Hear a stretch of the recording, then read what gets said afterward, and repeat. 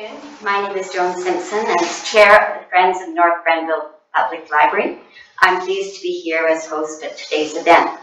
I'd like to begin by thanking the library staff for advertising the event, for filming the event, and all the work that they've done behind the scenes to bring us here today. Welcome to our library, which is in the small but growing community of Kemptville. And Kemptville is located southwest of Ottawa, approximately an hour's drive from Parliament Hill. At this gathering, we are rigidly following all current Ontario coronavirus restrictions. All attendees have provided proof of the double vaccination. We are social distancing, and as you can see, we are wearing masks at all times. In addition to a wonderful library, Kemptville is fortunate to have an active writers' circle, which supports and encourages writers of all genres. Pam Welling from the group will be posing questions to Andrew later this afternoon. Answer for here. Andrew McManaman was born in Ottawa and raised in Kemptville, and is currently living in British Columbia. As an avid reader, Andrew fell in love with storytelling at a young age, in particular of horror and thrillers. At 10 years old, Andrew wrote his first short story and fell in love with the act of writing, and has been writing ever since. While still living in Kemptville, Andrew belonged to the Writers' Circle, and I learned this evening that he actually still monitors that group. He has written mainly short stories and screenplays. Today he will be reading from his second but first published novel. Andrew will not allow access to the first ever to anyone. Most people can learn the basics of story structure and write a story, but being a storyteller is an art. The ability to show, not tell. The ability to inhabit the minds of multiple characters so they are believable to the reader, and a good sense of timing are some of the traits that separate a talented storyteller from a story writer. In Dollhouse, Andrew has demonstrated that he is a talented storyteller. A huge movie fan, many of the films he grew up watching are the inspiration for his work. In fact, Andrew wanted the cover of his book to resemble a 1980s movie poster. And the reader's caution at the beginning of his book could have been written as a guide for film viewers. Despite the effort involved in writing The Dollhouse, I doubt that it will be his only published novel. I'm getting hot under this mask. Readers of horror will be looking for more from this gifted storyteller. My personal hope is that he will be like John Grisham and venture beyond his preferred genre to write literary or historical fiction. Sincere congratulations on the publication of this book, Andrew. We are looking forward to sharing it with us. Please join me in welcoming Andrew McManaman.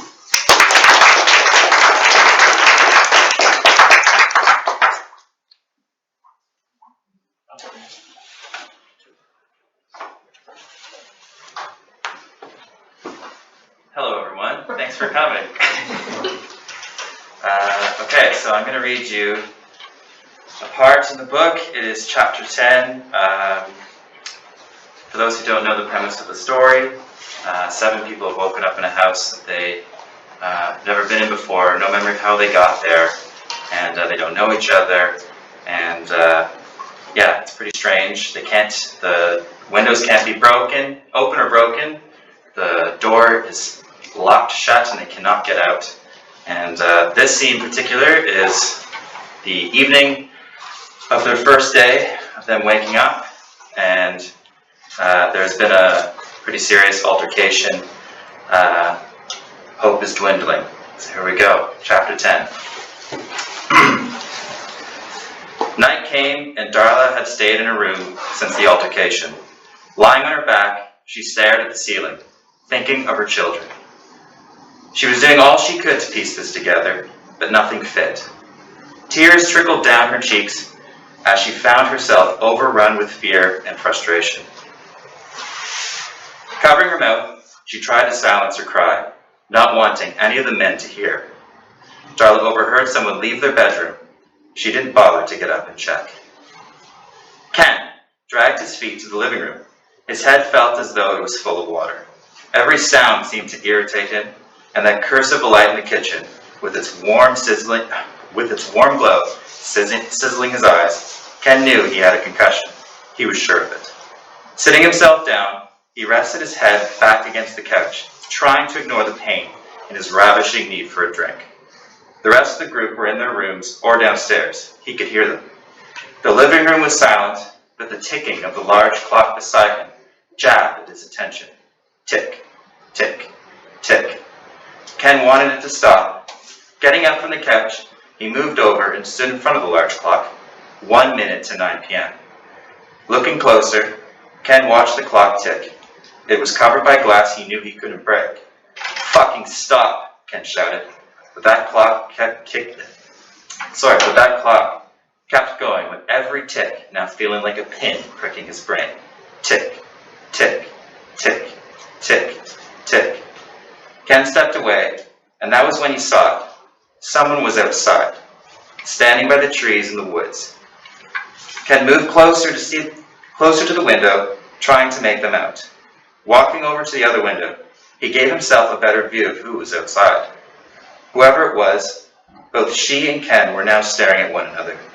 The woman, standing still, was only wearing what looked to be a nightgown. It didn't seem right, but she was too far away to see clearly.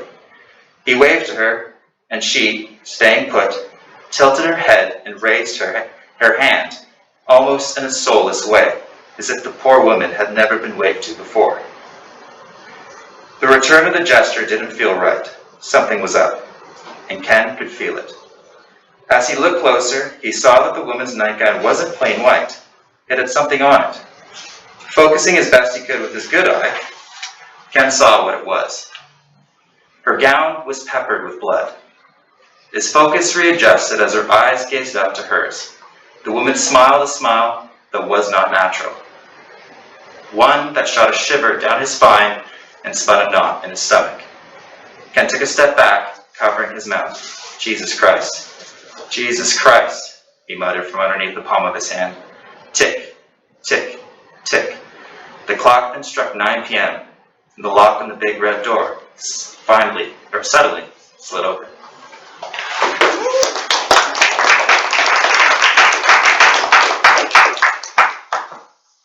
Welcome everyone. If you're listening to this recording or if you're in here in person, we thank you very much for taking the time to celebrate with Andrew on his first book. And as we were told by Joan Simpson, it's very, very well done for a first book, and we're looking forward to the next one, I'm sure. My name is Pam Welling, and I'm here representing the North Grenville Writers Circle. As Joan said, Andrew monitors our group, and thank you very much for that. The more authors we have of more genres, I think the better a group we can be, because we can share ideas, and I really appreciate that you joined us. Thank you. No, thank you. I'd like to start by talking about what inspired you to write Dollhouse. Could you tell us a little bit about where the ideas for the book came from, a little about where the book is set, and what the book is about? Yeah, so it started, it's loosely based off of a nightmare I had when I was young, very loosely based. And I always had that kind of image in my mind for a while. And then over time, this idea grew where people would just be stuck in. I love like movies and books that are people stuck in one location, and that trust and paranoia and all that kind of stuff. Distrust creates, and Right. I love that kind of thriller, and I wanted that to do something like that. So from that nightmare I had, this kind of grew from that, and here we are. Do you like when you wake up, you journal ideas down, or it's just stuck with you for a long time? I've woken up a couple times, sure, that I think I've made a note maybe once or twice, but usually, things just come to me while I'm in that process of writing the book, let's just say, or any short story. Just throughout your day, ideas come, you keep note of it. I'm trying to keep note of it, usually on my phone, or, Right on. Yeah. With technology now, I guess it's easier Super to easy. keep track. So you were mentioning process. So what was your process for Dollhouse? Did you write every day? Did you write in the same spot? Yeah, no, I did, when I to start, I committed myself to do a minimum 500 words a day. So the story actually started as a short story, and then grew to, I went through a period where I wrote 12 short stories. And they were all like Twilight Zone-esque type stories, very kind of weird, horror elements, thrill elements. And then, out of all those 12 short stories that I had, 2 I saw as, I'm like, oh, these could be a screenplay. So I took those 2 and I wrote 2 screenplays out of just rough drafts. And then when I moved to Whistler, I was in a period where I had a seasonal photography job, so we had 2 months where we got laid off. So I was working part-time at a grocery store, and I just had all this extra free time. So I'm like, well, I just want to take a stab at making another book again. So I committed myself, though, to write 500 words minimum a day, and that's where it kind of went from. So that's my process. It's just once I get into it, which is always exciting and fun to do anyways. It's not a huge chore. It's just like 500 words minimum a day. That's what I try to do. And I went usually further than that. I like how you said, well, Joan was saying that the first one, nobody will ever see it. Yeah. Because I've spoken to a lot of authors, or I've watched them on videos, and a lot of that is true, because that's where you learn to write. Do you ever think you'll go back and fix it, or it's done? No, so actually that one is, this is a true story. I wrote this like crime, comedy, action novel, and the premise might sound familiar, but it was about a getaway driver who enjoyed listening to music while he did his jobs, which is the movie Baby Driver. Yeah, I've seen that. Yeah, but this is true. I wrote that. It's not at all. That premise is there, but the story itself is completely different. But I wrote that, and then no word of a lie, I think it was like that evening or the next day, I saw the trailer for Baby Driver released. And that was pretty good. Like the next day, I was like, oh man. But anyways, it's all right. Yeah. So it was fun. It was fun to write, and it was practice, and never really full on. I tried to write a novel when I was 18, and I was like 180 pages in, and my laptop cramped out, and it all gone. So that was also very sad. Technology said it's not time. Yeah, exactly. So did you outline, or do you outline at all? Or? Yeah, big time. I plot everything. Yeah, I guess here there's off the pants writers that just go. Not that there's lots of stuff that comes to me while I'm writing it. Like there's still lots of little things pop up in my head. Oh, that's great, or that's a good twist to make, or it's a good addition. But yeah, I do outline as much as I can, and I find it more exciting in a lot of ways because like I know what's coming, and I can prep myself for whatever that is, like get in the right mindset and have that energy writing it. I think a lot of people are pantsers, and I don't completely understand it because I would end up writing 5 different stories and then try to knit them together. And But I think by outlining, you can make sure that all the elements of a horror or whatever genre you have are there. So good for you. Congratulations. Thank you. And the big thing I think too for me was I have to know the ending first. Okay. So far anyway, so everything I've written, like I know what the ending is. And that makes it easier, I think. You just kind of then go all the way back. Yeah, and things could change as you go along, Absolutely. so you generally are writing towards the idea. I'm a big fan of strong endings. I think most people are, so I try to think of like what that big, great finale is, or whatever it is, and try to work towards that. I think it becomes a little easier. You just know who's left standing, or whatever the situation is. I think it's much easier to write and do that way. Right. So speaking of what happens to who, characters, can you tell us a little bit about Darla and about your characters? Are they based on anybody you know? Maybe like just little things, sure. Yeah. She was loosely based off of a couple people I knew, but very loosely. She's a strong single mom. She's dealt with a lot of grief in her life, and to add to that grief, she's now in a very crazy, weird, strange situation. She's basically throughout the novel she's trying to fight her way to get out of this place and survive what what's to come, for those who haven't read it, to, get out of there and get to her kids, So your educational background, you're talking about being a photographer, but you've actually got television broadcasting and cinematography as well as film and video production in your educational background. So I'm wondering, are you interested in actually, you've got a screenwriter and then you did a book. Right. Are you planning on maybe moving some of your books in the future to the small screen or the large screen? That'd be great. That's a goal. Yeah, absolutely. I'm down. Yeah? Anyone who wants to. Heard it here. Yeah, exactly. Yeah, absolutely. I mean, I think, movies were definitely a huge influence for this especially, but everything I've been writing, so I do visualize it as a film, and I think how I'm writing too, especially because I'm coming from a screenwriting background, it's very visual. I think when you read Dollhouse, I hope it's one of those books, when you read certain books you're like, oh, this feels like you're reading a movie, whatever that means. Like sometimes you just feel that way, and that's what I was trying to go for with this, really fast-paced, just little nuggets of nostalgia of certain things that you can think of, that film, even with the passage I just read, the scary looking woman in the nightgown could be Exorcist or the woman from The Ring or The Grudge. There's just those little inspirations that, Resonate. Go into, Right on. So I'd like to talk about, you said I think I've read somewhere that you like a lot of 80s or a lot of classic movies and television. So I want to talk about the books and movies you enjoyed growing up and maybe how they've influenced you into becoming the writer that you have become. Yeah, well, I was introduced to a lot of badass movies back then. Back when I was younger.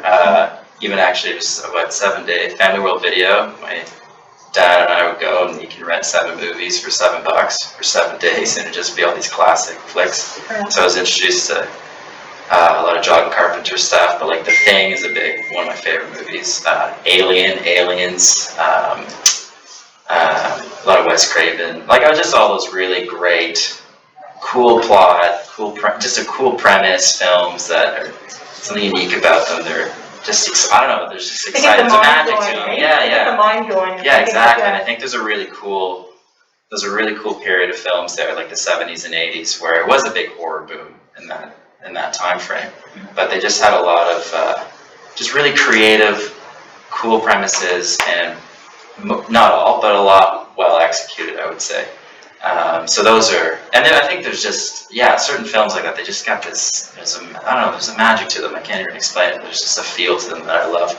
And those are definitely big ones. So you knew, even back when you were 10, that you wanted to be a storyteller? I think, I didn't know if I wanted to, I didn't, sure, yes. I definitely had a passion for it, for sure. I loved, storytelling. I didn't know exactly what medium, per se, maybe when I was really young, but, definitely was big film buff, still am, and huge reader. So I think with this and popcorn paperbacks, what I was trying to do was kind of bring those passions together.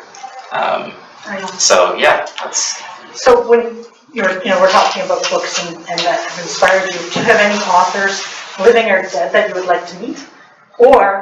And any living authors that you'd like to write with? Yeah, well, Stephen King would be pretty cool. I mean, that's very, cliche. But I absolutely would love to meet him. Dead, I would think, is Richard Matheson. He wrote I Am Legend and Hell House. He wrote he did a lot of the screenplays for Twilight Zone. He's brilliant. I think he's fantastic. And I wish I met him. I love a lot of his work. And I think I Am Legend is one of the best. It's one of those movies you remember when you saw it. Yeah, it's a great film, but I actually have not seen the originals. There's one with the Omega Man with Charlton Heston I have not seen. I would love to see it, but I only saw the Will Smith one, which is a great film. Yeah. But when I read the book, it came out in the 50s, and it just felt it didn't feel old when you were reading it too. It just felt very fresh, and the ending is brilliant, and it's just a great premise. Again, well-executed story, very exciting. Right. So he's definitely one of them. Stephen King. I like Josh Mallory. He did Bird Box. That's really great. Oh, I He's love a great Bird writer. Box, yeah. Who else? It's one of those movies where you watch it again. Some you can't watch twice, Yeah. but you can definitely watch it. Yeah, absolutely. It was he's great. Yeah. Who else? I'm trying to think. I read I like an author named S.A. Crosby. He's really good. It's crime. He did a book called Blacktop Wasteland, which is one of the best books I read last year, and he was really great. And I did write a first draft of a crime novel. While reading that, he was definitely another push to, I don't know, just a real fuel of passion there after reading his book to work on that one. And he's great as well. So do you still read a lot? Like, Oh yeah, definitely. how many books a year could you estimate? I do know the number this year. Do you? Okay. Yeah. What, how many books this year? 77. Wow! Well, everybody I meet says that in order to be a writer, one of the things you have to do is to be a reader, so I think you got that down. I'm lucky because I think I have an hour and 12-minute commute to work, so I read a lot on the bus, which worked out, and I just, I haven't watched a lot of, I used to be more, I would always read, but I think it was just more like watching a lot of movies and watching a lot of television, but I actually haven't really been watching a lot of television lately. So this past couple of years, I was definitely been, this past year, I've definitely been reading a lot, so. Yeah. So are you starting to think about your next project? Yeah. And is there anything you're open to share?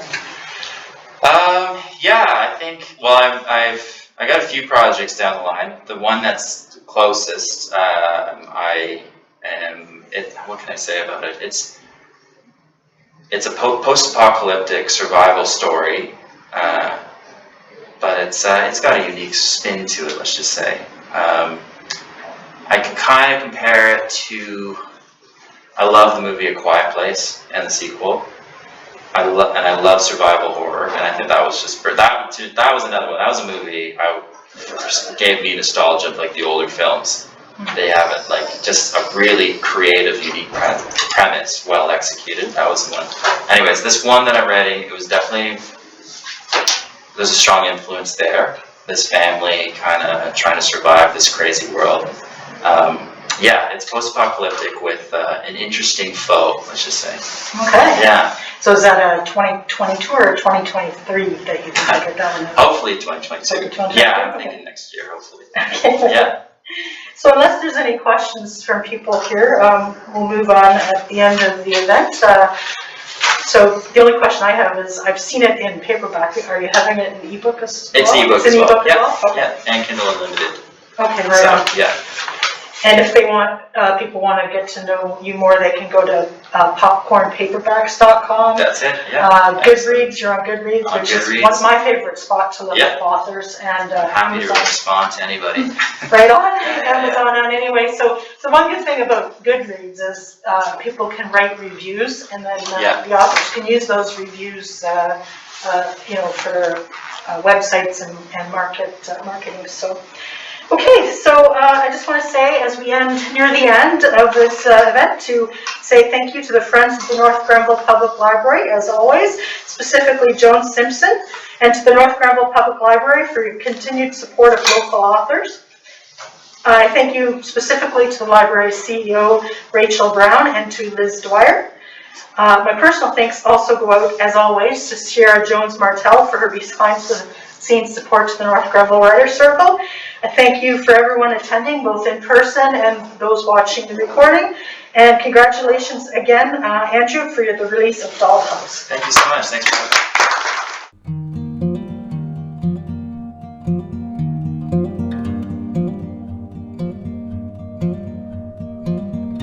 me.